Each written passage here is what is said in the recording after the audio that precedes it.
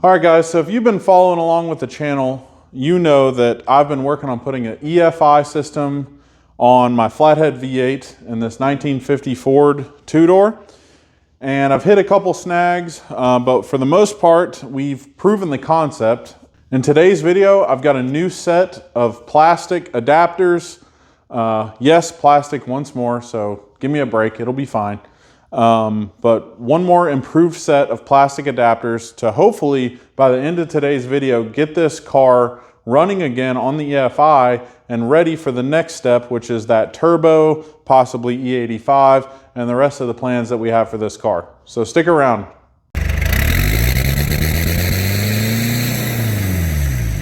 And hopefully by the end of today's video, we'll be able to start up our 1950 Ford EFI project and begin the real tuning process on this thing. So I'm gonna break out the laptop, start the tuning, assuming everything runs right and goes together right. So let's jump right in. Okay guys, so here we have the old warped adapter you guys saw in my last video. You can even see it there on the camera. This one's warped. This is the same thing, a new version, but not the new and improved. And inside this exometry box right here, we have a new set of these adapters, still 3D printed out of plastic, but let's check them out.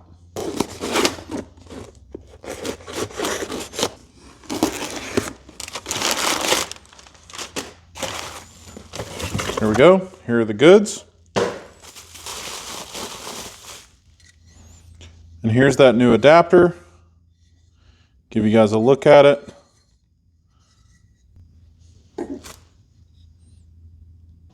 All right guys, so what we've got going on, we got our old one and our new one here for comparison. A couple of improvements I made. If you haven't noticed, pretty much doubled the thickness of our bottom flange here. So we got that at about a ½ inch thick.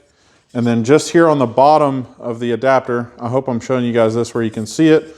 Whereas before we just had a flat surface and basically we're gonna use a flat gasket. I've actually got this designed in with an O-ring groove. So we're gonna make an O-ring and hopefully seal this a little bit better to our aluminum intake manifold on our Flathead V8. Okay guys, I've got this 2mm O-ring cord here, and somewhere in all this mess, I've got some glue for this, but I haven't done a test fit. Let's hope our O-ring cord fits in our groove and looks like it's going to work. You guys can see that the cord is fitting nicely in the groove.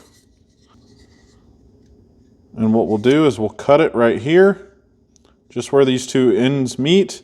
And then we will use that special O-ring glue and we'll basically put that on and put the ends together and turn this into one O-ring. And we've got just that little bit of O-ring stick out here, so that should make a good seal for us.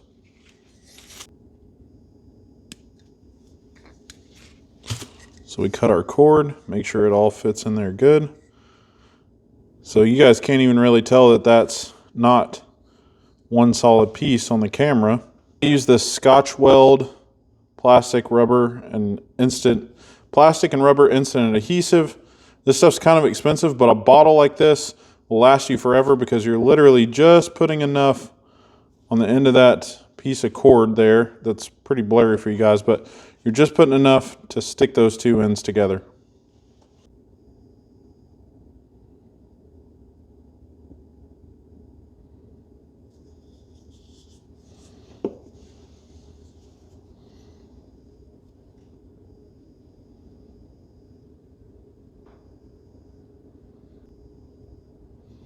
You just hold this together for a minute, and it pretty well instantly bonds that O-ring material together there.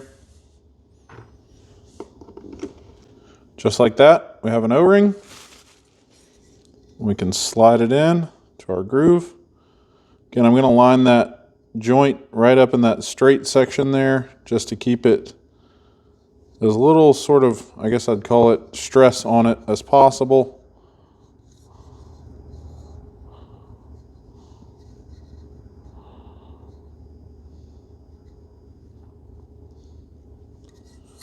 Just like that. Fits right in. And guys, I think with this O-ring seal and this thicker flange, we're going to be able to get a much better seal for this on our intake manifold and hopefully not have the warping problem that we had on the last ones. So let's get both of these thrown on the car.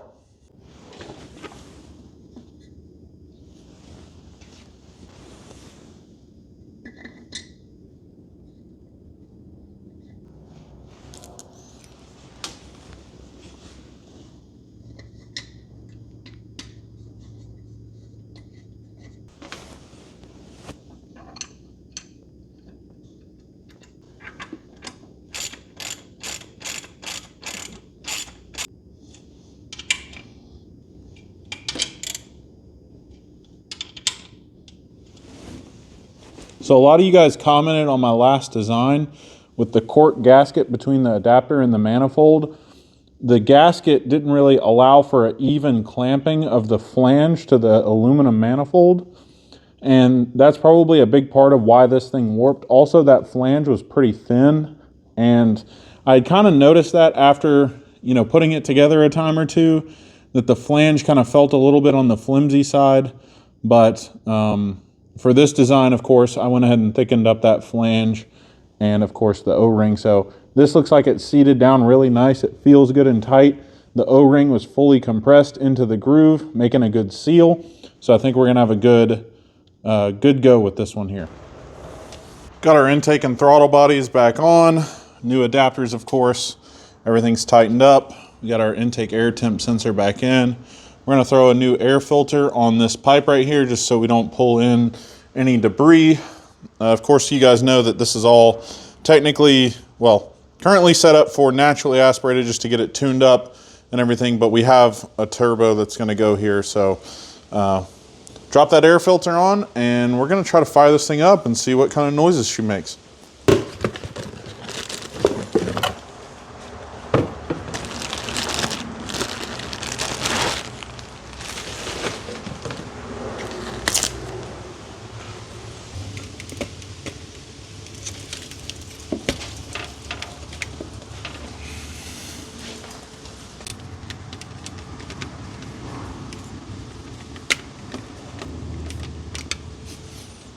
All right, that'll do. It's been probably about 2 months since I actually fired this thing up, so we're gonna have to figure out if everything's still charged up, if the battery's charged, if everything's gonna work, and we'll jump right in and see what's gonna happen. Sure, she's in neutral, and let's see.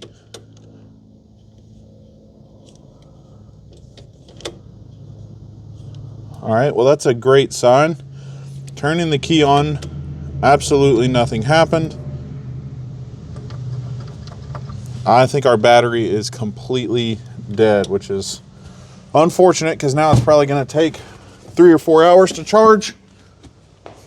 Just to be sure, I'm going to check our voltage real quick, make sure that we don't have something else going wrong. But my guess... Oh, wow. 0.07 volts. So, y'all, if this battery actually recovers from this, I will be very surprised. We probably cooked this battery by letting it run all the way dead. All right, guys, I guess we'll let this cook for a little while. This is one of the chargers that tells you if it's got a bad battery, which usually means like a shorted cell or something. So if this thing doesn't click over to bad battery, hopefully this thing will pull a charge and we can get her fired up here for you guys. But we let that battery cook overnight, and last night I actually had to restart my charger because it popped up the bad battery signal, but then I hit it, stop, start again, and we got her charging again, and it never popped back up. But I am going to check the voltage here real quick, just to see what we got.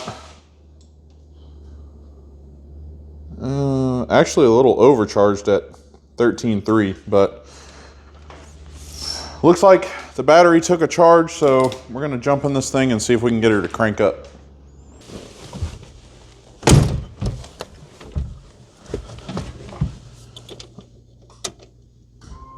Okay.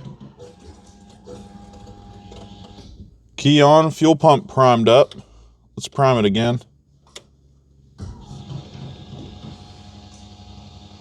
And let's see.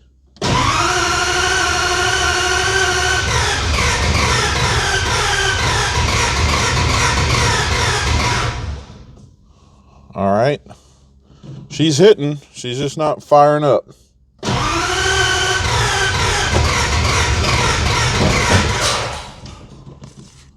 Whoa, dropped my light. I knew better than to put that there.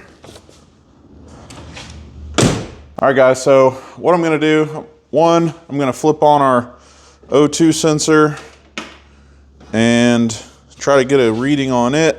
I still have a toggle switch out here. I haven't wired it up to the key yet, so let's flip it on. Got our O2 reading there, and it's heating up the sensor. Hopefully we don't cause a fire or something here with that.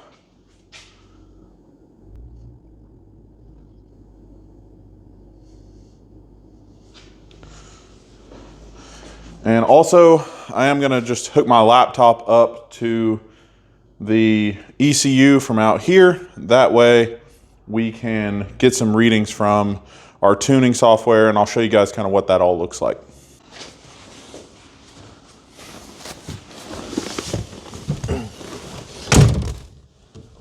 All right, y'all, so I do have a second USB run into the car through the firewall. That way I could do any logging and tuning from inside the car. So we're gonna try that one. Got it hooked up. Okay, it connected. So let's see what we can do. Left my O2 sensor off again.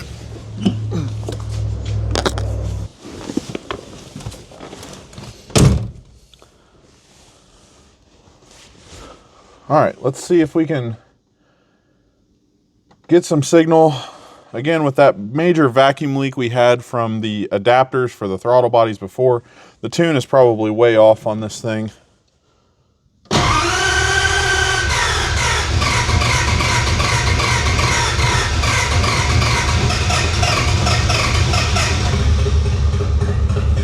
Oh, it's running. And it stopped. Okay, well, it's running. I got about 15.5 to 1 on my O2 sensor here, my air fuel ratio. It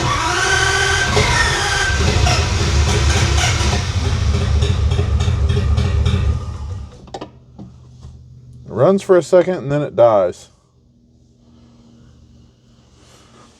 It's sort of the same issue I was having before when I was trying to tune this thing the first time, which is why I deleted that 5-volt line from the USB, because for some reason when the computer's hooked to the ECU, it keeps on, basically it'll run for a minute and then it's like almost like it loses connection with the computer for a second, and then so it kills the ECU and it causes it to die.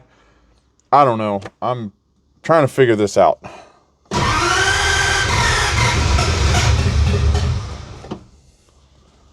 I know one thing. I'm going to give it just a touch more fuel.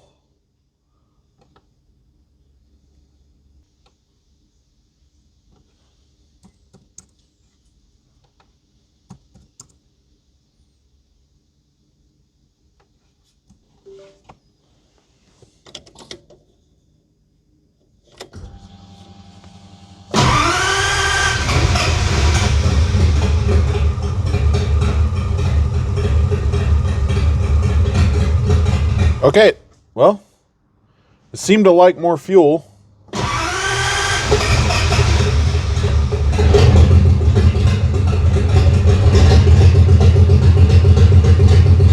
little more throttle too.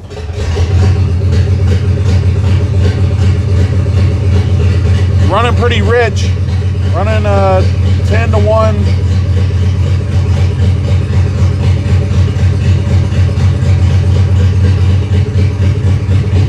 I'll tell you guys what, I'm in my garage right now. I do have the door open, but I'm gonna try to get the car outside because we got a lot of fumes and smoke in here, and I'm just trying not to breathe all that.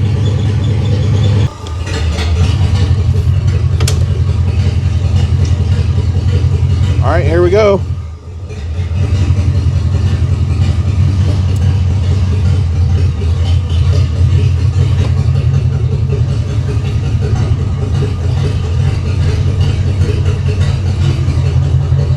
What do y'all think? How do I look in this thing?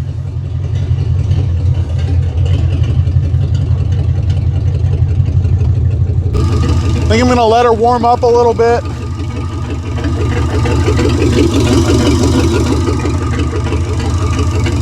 It's been pretty cold lately, so she's idling about 13.5 to 1, but then every time it has that hiccup like that, where it looks like I've unplugged the ECU, she goes like to 25 to 1, so it's indicating like it's losing fuel, which is what makes me think that the ECU's turning off.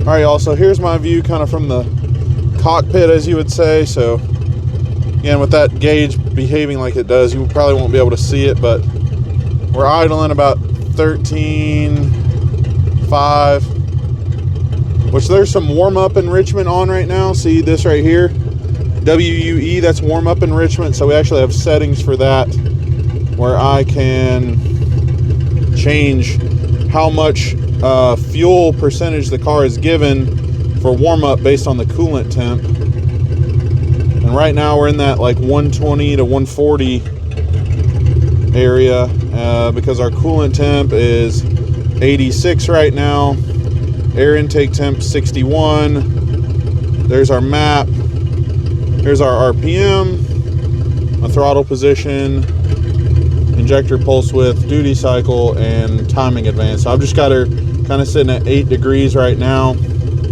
at idle. I don't really know what these flatheads like, so if you guys know, drop a comment below kind of what you would do as far as idle and maybe full throttle timing, and because I've got this whole table of spark that I can adjust, and you guys see right here we're kind of idling right here in this 8 degree range, but then you know I get up in the higher RPM, we get up 16, 17, 18 degrees up in here. And again, this is just a very basic crappy table that I put together trying to get the thing to run. So all of this really probably needs to be dialed in. Yeah, so that's my view while I'm trying to get this thing tuned. Again, you guys see that warm-up enrichment is dying off as the coolant temp increases. We're up to 97 now, so that warm-up enrichment is going to start heading toward that 100% fuel, which we're probably going to be pretty close on the money right there, which is just by chance. It just did the hiccup thing again there. Well, I'm going to work on trying to diagnose this hiccup issue, because I definitely want to be able to log the tune while I'm driving the car. And so I'm going to play with that a little bit, and then I'll catch back up with you guys once I hopefully get that smoothed out. And we'll see if we can't get this thing tuned up enough to go for a drive down the road and see how she does. All right, guys. Well, I just couldn't wait. So we're going to be flying blind here as far as our, call it dashboard goes. We're running a little lean at idle, but once I get up onto the throttle, she kind of richens up a little bit.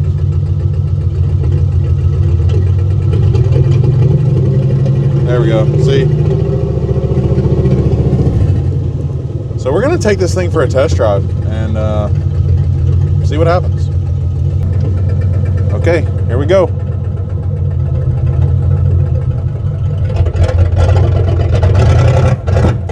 Oh, not off to a good start.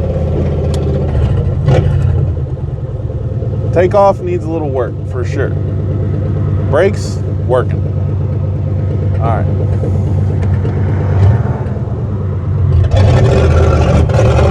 Oh, Lord.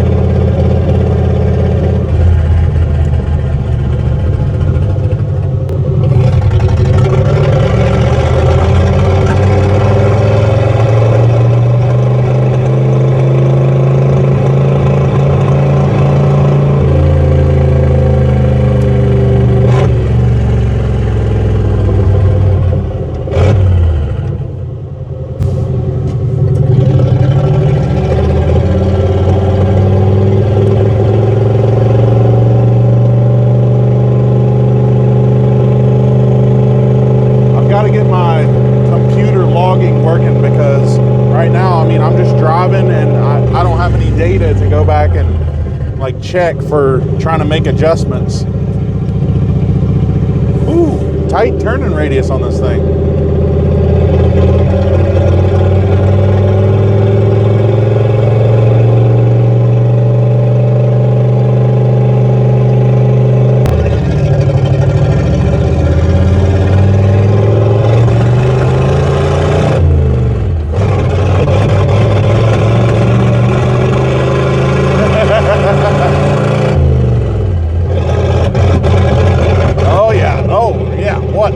What the heck?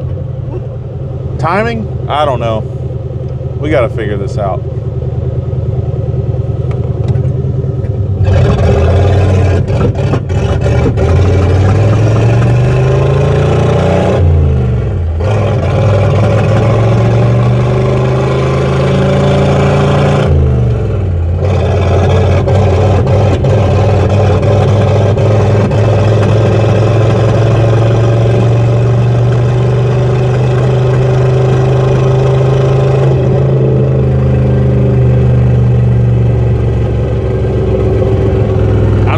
Causing it to jump like that. I don't know if it's timing or fuel or what, but it's bad. It's bucking bad.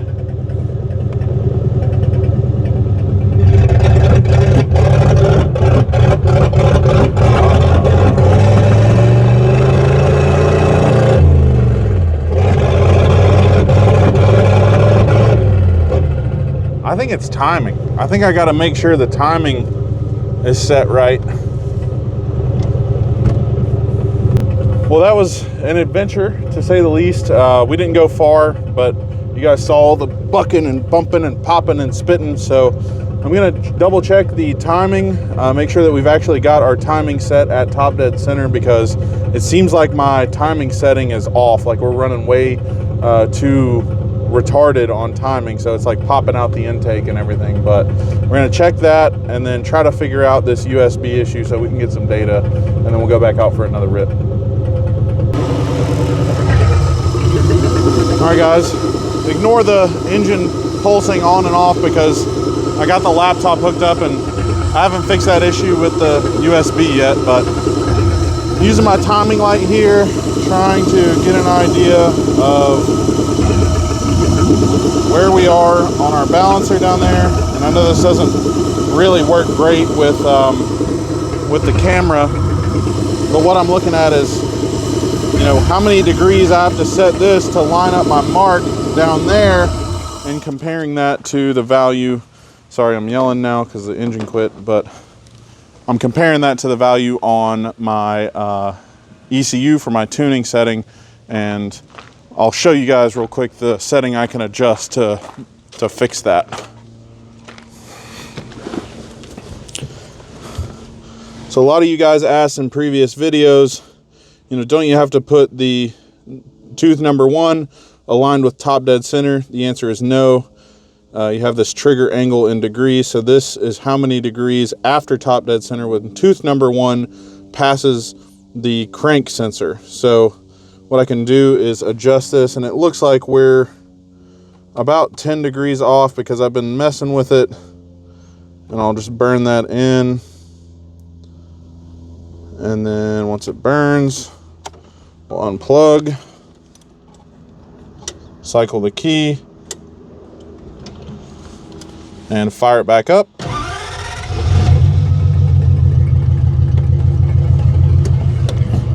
And then we'll go check this value again with the timing light and so on and so forth until we have that dialed in right where our timing mark on our balancer is lining up with our spark for number 1. All right, guys, I think we got her pretty well lined up.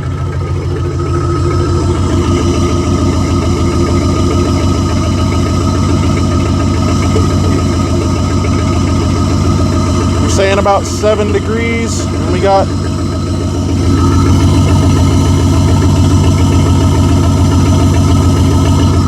don't know if you guys can see the mark down there, but we're right on 7 degrees. All right, so we were a little bit off from the time I started playing with it. I was probably 4 or 5 degrees off on timing, which can make a huge difference, especially when you're tuning a car like this and trying to dial in fuel and everything. But we got the timing where we're confident that it is in a good spot. It's accurate with what the engine's actually seeing. So now we can jump into trying to dial in some of this fuel. And when we went on that drive just a few minutes ago, what I was thinking, or what I was noticing, I guess, was that as I would go to take off, I got a lot of popping and spitting and sputtering, like I was going lean. And then when I got back home, I just gave it one try real quick to see if I could see what was going on. And my O2, right as I was going to take off and I was putting the engine under a load and it was needing that extra air and fuel to get the torque to take off, I saw my O2 sensor gauge going to like 18 to 1, 20 to 1. So that's obviously, well, I say obviously, I hope that's why we're getting the popping and sputtering. So let's try to address that fueling problem.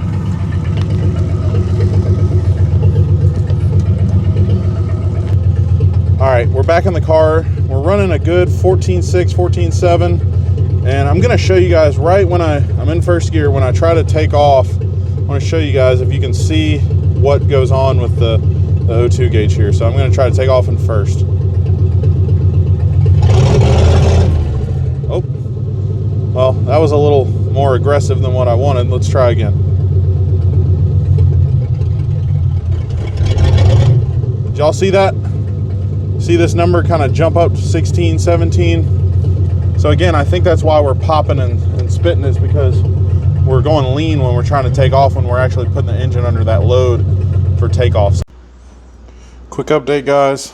Right now I am troubleshooting an issue where now the ECU will not connect to Tuner Studio. So had a USB somewhere over there in the floor that I tried to, again, cut the 5 volt out of it to eliminate the power on, power off issue. And now Tuner Studio won't connect to the ECU. So I've got another USB cord here, fresh, works.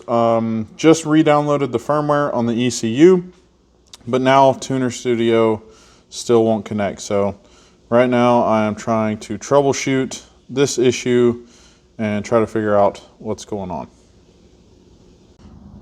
So got our connectivity issue fixed right now offline. If I plug in our ECU, plugged in, computer recognizes it, everything pops up like we're connected. Of course, sensor values aren't right, but anyway, so that's fixed. Let's get it back in the car and see if we can't get some tuning done on this thing. All right, you old school folks are probably gonna laugh at me, but I actually used the help of an AI tool to at least give me a starting point for my volumetric efficiency table. So it's Spark Advance, but up here, I basically gave it some parameters and asked it to give me a VE table for a Flathead V8 naturally aspirated. Kind of just looking for a place to start with this, but this is ultimately what it spit out. Give you guys a look at these values and show you the 3D view so you can kind of get an idea of what the shape is. And pretty much everything from here on out is like out in the RPM range that I'll never see, so like above 5,000 RPM. But this right here is like, you know, idle up to maybe 3,000 RPM peak, and then the efficiency starts to drop off. And we have manifold pressure on the other axis. So you can see as manifold pressure increases to atmospheric, the volumetric efficiency also tends to increase. So thought that was pretty cool use of AI to help me in just getting a starting point for this, because building these VE tables is kind of a pain in the butt if you don't really know where to start.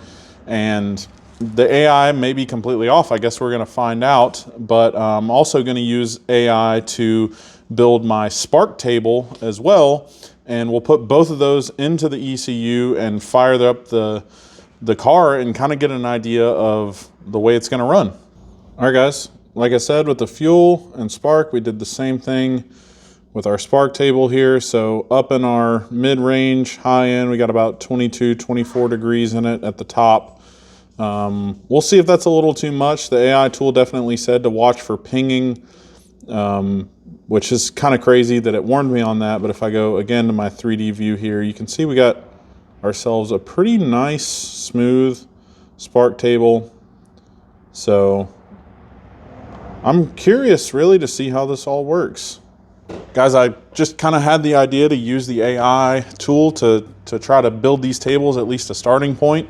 And now we're gonna go load them in the car and actually fire it up and see how it behaves. You guys saw the drive from earlier where I basically just completely guessed on everything, and it was pretty bad. So let's get this done and we'll see how it does.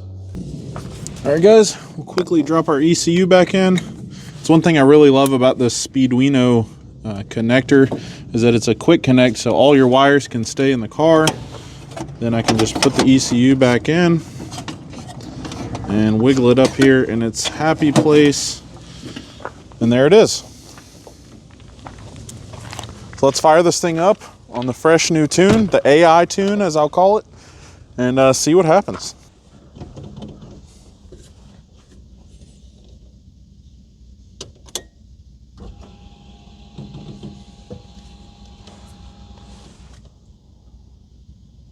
All right, y'all, the AI tune is loaded up. Let's see what we get.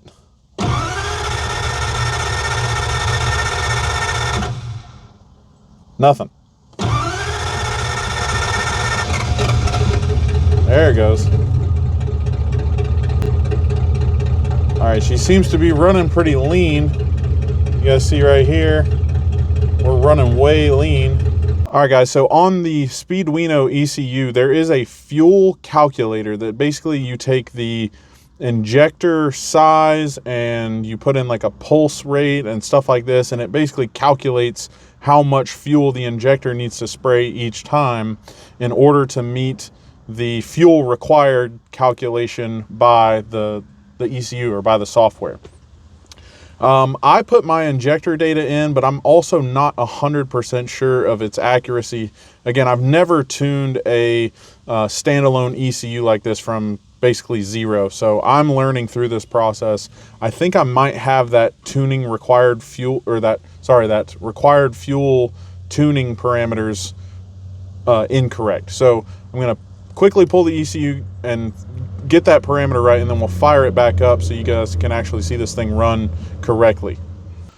Okay, guys, I changed up my injector staging, so I went to 4 squirts per cycle, and then I did an alternating pattern instead of sequential. So we've got a setting that is much more consistent with like an old school throttle body setup, because that's essentially what we've mimicked here on our Flathead. So I put those settings in the ECU, and let's get her started up here and see what it's going to do. So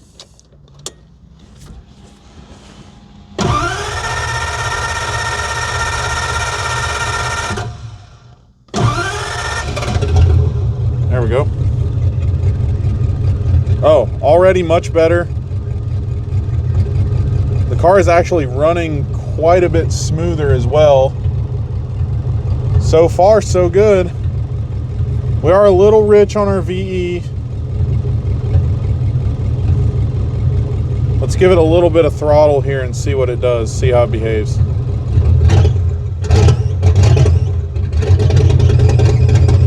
Ooh, it really doesn't like that.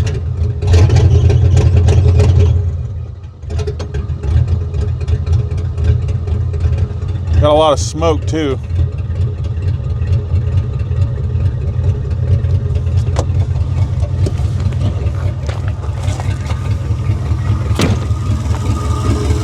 See what's going on here.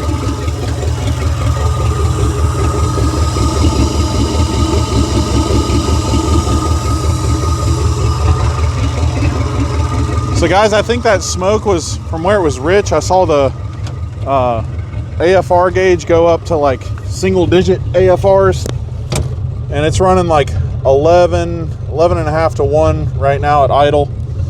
So again, I'm not really sure if I should blame the AI VE table or if I still have my required fuel calculation off a little bit. So I'm going to tweak a little bit more in some of the parameters, see if we can't clean this fuel up, and then we'll start looking at that spark timing to figure out if that's to blame for all the poor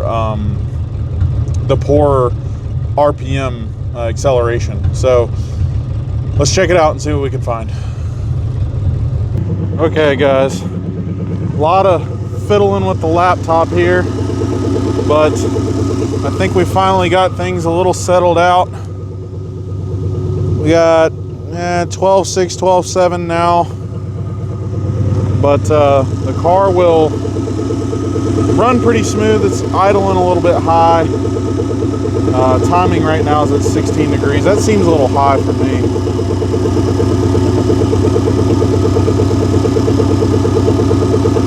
We did pull a lot of timing out of it, kind of across the range, because it was pretty wild on timing based on that AI table.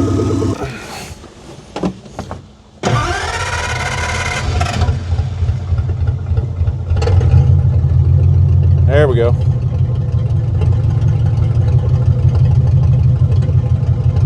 Right now I'm running 14, now down to 13, 13.8, 13.5. So our VE is kind of all over the place, but let's give it a couple revs and see if it'll actually take throttle.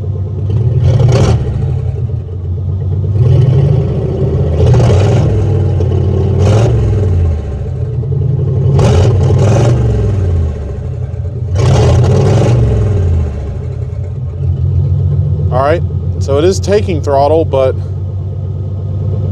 it's running really rich. Now we're back down, we're idling again, or what you might call idling, but now I'm at 12 and, well, 12 and climbing, but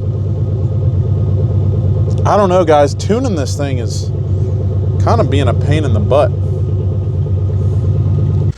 As I was saying, the other two USBs that I removed the 5 volt on, those were my 6 foot and 4 foot cables. For whatever reason, removing that 5 volt basically made it where my computer would no longer recognize that the USB device was connected. And I tried a bunch of troubleshooting, spent like an hour on the internet trying to figure that out. But basically, I'm stuck with, well, until I go to the store and buy another new USB, I'm now stuck with this like 2 foot long USB cable. So that's why my computer is like halfway in the engine bay hooked to the ECU, because I don't have another cable long enough to reach further than that. Let's try to start it back up here.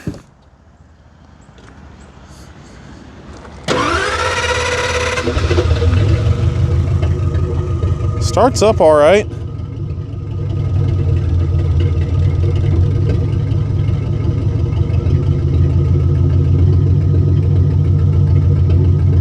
See, it's running good there, about 14 to 1, 14.3, kind of fluctuating a little bit. I wouldn't be mad at that, but for whatever reason, if I rev it up and then it comes back down to an idle, it won't actually hold that air-fuel ratio, and then it goes super rich on the upper side. So I guess my AI VE table is going to need some tweaking, which I knew it would, but you know, I had to hope that it was actually going to be somewhere close, and it just died again. Oh man. All right.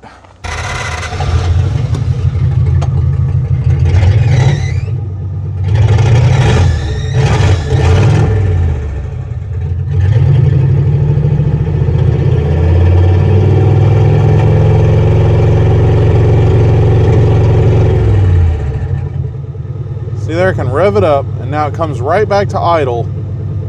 And now we're at 12.2, 12.3 to 1. Whereas we were literally just sitting at like 14 to 1. So, I don't know, guys. I'm working on it, but this tuning thing is obviously a little bit more than what I expected. But that's the fun of it, I guess. At least that's what we tell ourselves. Okay guys, there was 2 questions that we set out to answer in today's video that we didn't even really know we were setting out to answer. The first question was, will the new plastic 3D printed adapters work and provide the right seal and rigidity that we need for this application? And the answer to that is maybe. For today's video, we spent a lot of time at idle, a lot of time trying to tune on the engine with the ECU and everything. So a lot of heat built up under the hood, on the intake manifold, and just in the environment of those adapters. And so far, they're actually holding up really well. So I don't have any signs of vacuum leaks or any issues with those plastic adapters. So for today, for the learning that we did today, and hopefully into the next video, we're gonna say that those adapters are functioning like they should, and hopefully we don't find the weak point when we get to the next video or even videos after that.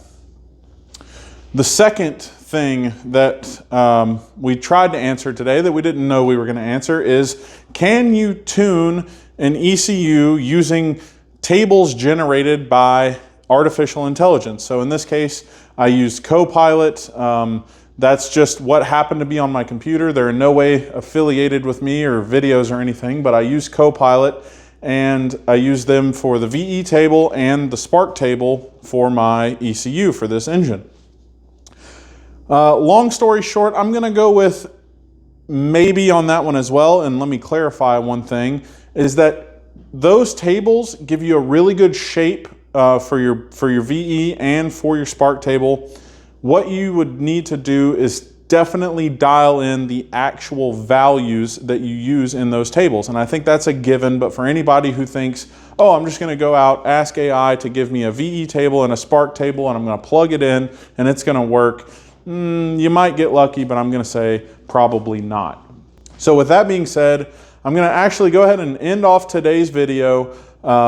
We got our adapters on, we're proving the concept, we got a good basis for our VE and spark tables in, the engine runs, everything looks good, it's not overheating, it's not having any issues. We actually went for a drive, it was pretty rough, but my goal is for the next video to be able to jump in with you guys, take you on a drive, have everything dialed in, air and fuel tables, ready to go, so we're not all over the place with our air fuel ratios. And hopefully at that point, like I said, we're good. We're going to be dialed in on naturally aspirated.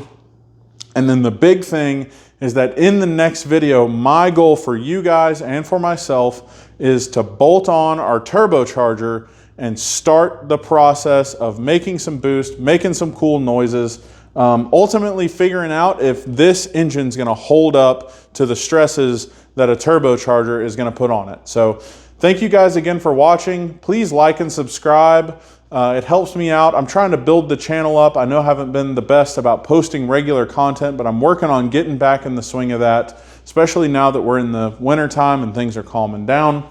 But thank you guys again. I hope you all have a great Christmas, a happy holiday, and whatever holiday you celebrate, I hope it's a good one, and we'll catch you guys in the next video.